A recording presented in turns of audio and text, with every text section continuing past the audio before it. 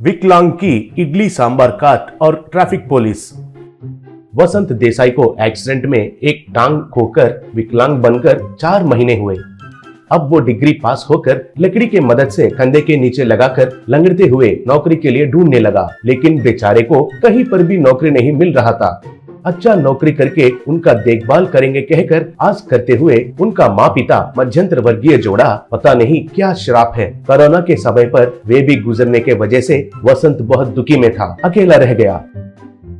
तब बगल वाला अंकल, बेटा तुम्हारा पास बहुत कम पैसे है लग रहा है, अगर वो भी खत्म हो जाएंगे तो तुम्हारा एक वक्त गुजरना बहुत मुश्किल हो जाएगा, इसलिए मेरा बात सुनकर अभी कुछ काम करना शुरू करो और थोड़े पैसे कमाना शुरू करो कहकर सलाह दिया। ऐसे वो 3 पहिए वाला रिक्शा गाड़ी को सेकंड हैंड में खरीदा।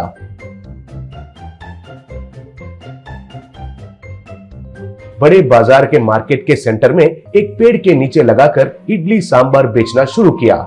उस सेंटर में हर रोज ड्यूटी करने वाला ट्रैफिक कांस्टेबल काशीनाथ 4 दिन से वसंत को पेड़ के नीचे इडली का व्यापार करते हुए देखकर, हाँ ये क्या है, मेरा इलाका में मेरे परमिशन के बिना बहुत कमा रहा है, उसके बारे में अभी पता करता हूँ, थोड़ा ट्रैफिक को संभालो रे कहकर बगल में उनका और एक कांस्टेबल से कहकर सीधा वसंत के पास जाकर, किसका बेटा हो तुम, इधर इडली बेच रहे हो, म्युनिसिपालिटी का परमिशन है क्या पूछा।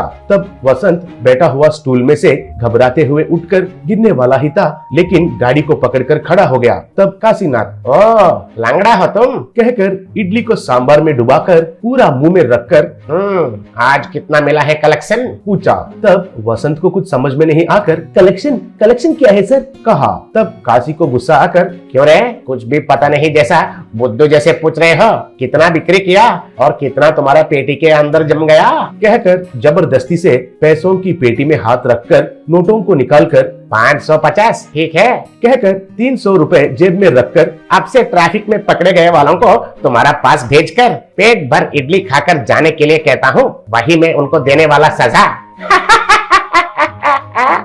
कहकर जोर से हंसने लगा। तब वसंत डर के मारे देखकर, सर वो सजा कैसा बनता है सर पूछा। तब काशीनाथ, अरे तुम तो एक नंबर का बेवकूफ जैसे लग रहे हो, तुम्हारा पैसों की पेटी शाम तक भर जाएगा ना, उसमें मेरा हिस्सा आधा लेकर ड्यूटी के बाद घर जाते समय रास्ते में एक क्वार्टर खरीद कर चिकन पार्सल लेकर इडली को चिकन में डुबा कर खाता हूँ। सही में मिल गए हो मेरे बिजनेस पार्टनर जैसे कहकर चला गया। वसंत बहुत दुखी होकर स्टूल पर बैठ गया। ऐसे काशीनाथ हर रोज आकर वसंत के पास पैसे लेकर जाने लगा। ये देखकर बगल वाले बहुत दुखी होने लगे। फूल बेचने वाली एक औरत, बेचारा इस विकलांग को उस पैसे लूटने वाले बदमाश पुलिस वाले से कैसे भी बचाना चाहिए बोली। तब सब लोग हाँ कहे। अगले दिन फूल बेचने वाली औरत थोड़े पत्ते वसंत को देकर, देखो बाबू, कल पुदीना चटनी के बदले इन पत्तों से चटनी बनाओ और अच्छे से हींग और अदरक डालकर मजेदार स्वादिष्ट बनाकर किसी और को डाले बिना उस पापी पुलिस वाले को इडली में डालकर दे दो, बाद में कुछ तो होगा। अगले दिन काशी हर दिन की तरह उधर आकर, वसंत जोर से भूख लग रहा है, अच्छा खुशबू भी आ रहा है, ये क्या है, स्पेशल चटनी है क्या कहकर उस चटनी को बहुत ज्यादा डालकर इडली के साथ खाया। बाद में कहकर टकारा करते हुए, अरे तेरी तो बहुत बढ़िया बनाया है रे तुमने चटनी को कहकर पेट के पास खुजालते हुए, क्या रे पेट के अंदर से खुजली हो रहा है, बाप रे कोई माँ आई कहकर चिल्लाते हुए यूनिफॉर्म को निकालकर बगल में फेंक कर पेट पर, पीछे पर और पूरा बदन पर खुजालते हुए, बाप रे पेट के अंदर से खुजली, पेट के अंदर खुजली कहकर चिल्ला रहा था। चड्डी में ही पेट के पास जाकर बदन को पेड़ पर खुजालने लगा। बाप रे कहकर चिल्ला रहा था। तभी उस तरफ जा रहा assistant commissioner of police jeep रोककर उसको देखकर, ये क्या है, आज ये तो हमारा सेंटर का ट्रैफिक पुलिस है ना, ऐसे क्यों खुजाल रहा है कहा।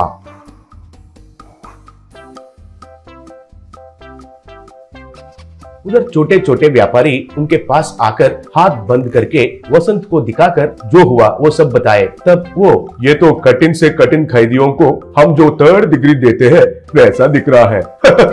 अच्छा है, ए कांस्टेबल, उसको ऑटो में चढ़ाकर स्टेशन में लेके जाओ और खुजली का दवाई डालकर लाना, नहीं तो खुजाल खुजाल कर यही मर जाएगा जैसा लग रहा है। कहकर जीप में चला गया। तब वसंत उस फूल बेचने वाली औरत से, ये बताइए आपने जो पत्ते दिए थे चटनी के लिए वो क्या है आंटी, पूछा। तब वो औरत वो तो खुजली देने वाले पत्ते हैं बाबू, बोली। ऐसे उस ट्रैफिक कांस्टेबल का झंझट खत्म होने के वजह से वसंत उधर हर रोज सांभर इडली बेचते हुए खुशी से जीने लगा।